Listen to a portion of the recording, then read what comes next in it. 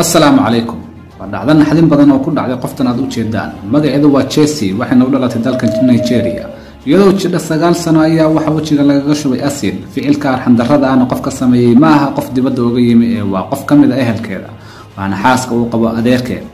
sanadkii markuu ahaa 2004 gabi ahaanba waxa isbedelay rajadii iyo qorshihii ay nolosha kala ahayd Chelsea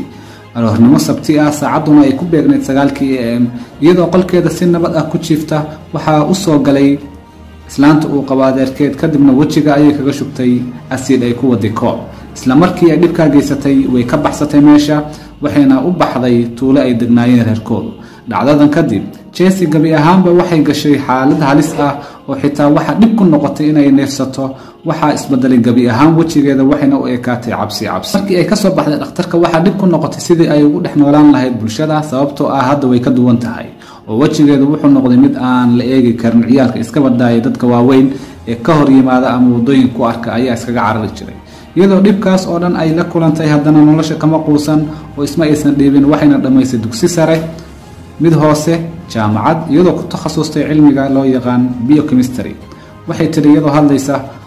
waxaan mar walba ku dadaali jiray sidii aan naftayda horumar u gaarsiin lahaa hal maalinna ismaan dareensin inaan dad kale ka hooseeyo